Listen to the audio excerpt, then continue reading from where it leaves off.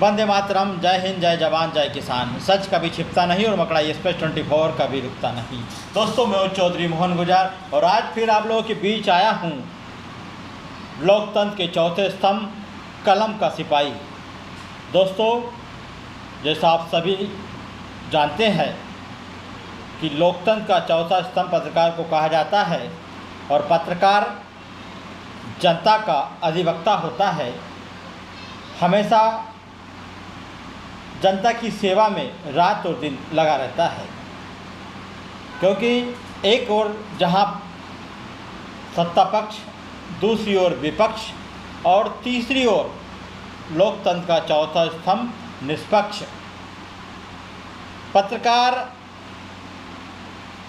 समाज में व्याप्त कुरीतियों, अत्याचार, अपराध और जो अवैध गतिविधियों में लिप्त गुंडे बदमाश है, उनको लेकर हमेशा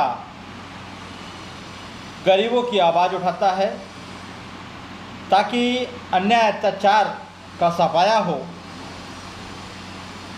लेकिन बीते कुछ दिनों से हमने देखा है कि मध्य प्रदेश में मोहन राज की सरकार है और इस मोहन राज की सरकार में किस प्रकार पुलिस वालों की पिटाई हो रही है, किस प्रकार से पत्रकारों की पिटाई हो रही है।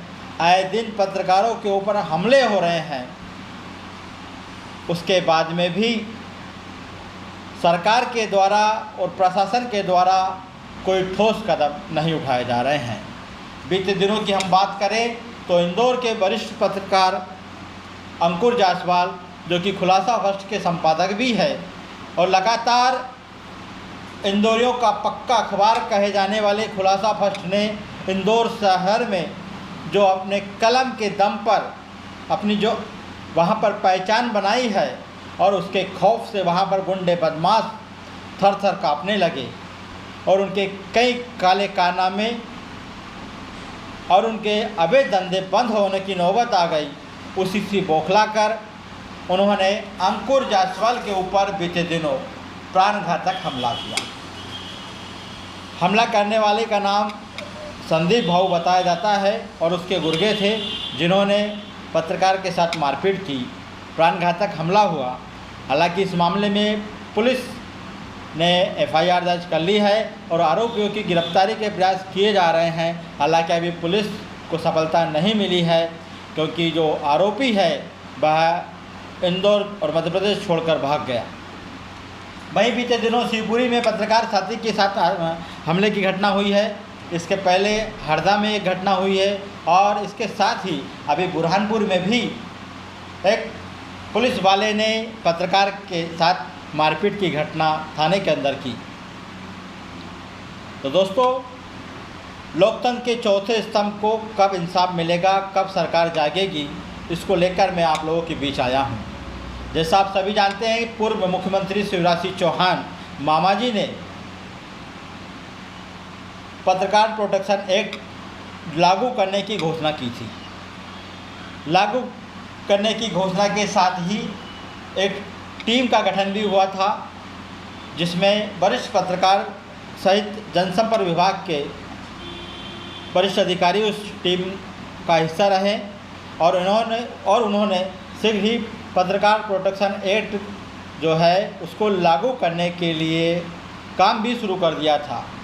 लेकिन यह एक्ट आज भी सिर्फ फाइलों में दबकर रह गया। पत्रकार चाहते हैं कब पत्रकार प्रोटेक्शन एक्ट कानून है वो लागू हो और पत्रकार बेबाकी के साथ अपनी कलम चला सके। आज पत्रकार पत्रकारिता तो करते हैं, लेकिन उनको बहुत सी समस्याओं से जूझना पड़ता है। एक और गुंडे बदमाश जो कि सफ़ेद पोश नेताओं के चट्टे और बट्टे रहते हैं और ये उनकी आड़ में अवैध गतिविधियों को चलाते हैं और समय समय पर लोकतंत्र का चौथा स्तंभ मीडियाकर्मी जो पत्रकार हैं वह उनके काले कारनामों को शासन, प्रशासन और सरकार के तक पहुंचाने का काम करता है और उसी से बौखलाकर कई बार पत्रकारों के ऊपर हमले हुए और हो रहे हैं। लेकिन अभी भी सरकार नहीं जाग रही। सरकार अभी भी कुंभकर्ण की नींद सो रही है। पत्रकारों में बहुत ही उम्मीद, विश्वास, भरोसा था कि मामा जी गए, उसके बाद में मोहन राज की सरकार आई कि सीएम मोहन यादव इस पत्रकार प्रोटेक्शन एक्ट को मूर्त रूप में लाएंगे और इस कानून को लागू करेंगे। लेकिन लंबा समय बीत जाने के बाद में भी अभी तक इस कानून के तरफ जो जांच टीम बनी थी और उसको 3 महीने में अपनी रिपोर्ट भी देना था, लेकिन कोई कार्रवाई नहीं हुई। पूरी तरीके से पत्रकार प्रोटेक्शन बनाने की जो कार्रवाई है, जो कानून बनाने की कार्रवाई है, वह फाइलों में दब कर रह गई। मैं इस वीडियो के माध्यम से प्रदेश के मुखिया मोहन जी यादव आपका ध्यान आकर्षित कराना चाहूँगा कि लोकतंत्र के चौथे स्तंभ पत्रकारों को इंसाफ दिलवाइए और उनके लिए कानून बनाइए ताकि वह निष्पक्ष होकर, निडर होकर, बेबाकी के साथ जनता की सेवा करे, जनता की मदद करे, लोगों को इंसाफ दिलवाए।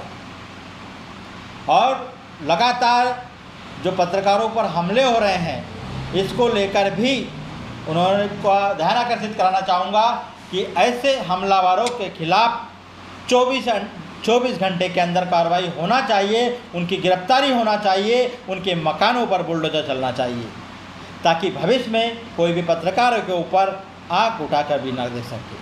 मैं इस वीडियो के माध्यम से प्रदेश के मुखिया का पुनः ध्यान आकर्षित कराना चाहूँगा कि इंदौर की जो घटना है, अंकुर जायसवाल जैसे वरिष्ठ पत्रकार के ऊपर हमला होना,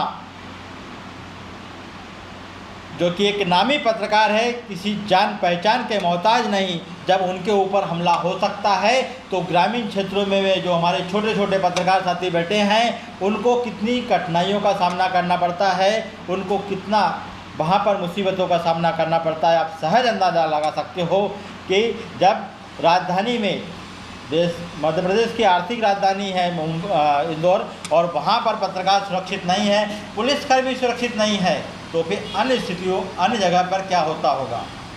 इस ओर मैं आपका ध्यान आकर्षित कराना चाहूँगा। दूसरी ओर कानून व्यवस्था को पुनः, अपने बीते दिनों बैठक ली थी, उसमें निर्देश भी दिए थे, लेकिन पुनः मैं आपको ध्यान आकर्षित कराऊँगा कि जहाँ जहाँ भी पत्रकार साथी ज़मीनी धरातल पर काम कर रहे हैं, उन पत्रकारों की एक सूची जनसंपर्क के माध्यम से हर एक थाना क्षेत्र में, जो उनका थाना क्षेत्र है, वहाँ पर चस्पा होना चाहिए।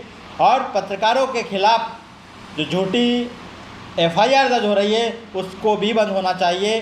जब अगर किसी पत्रकार के खिलाफ कोई झूठी शिकायत आती है तो पहले उसकी जांच होना चाहिए, जांच उपरांत ही FIR दर्ज होना चाहिए।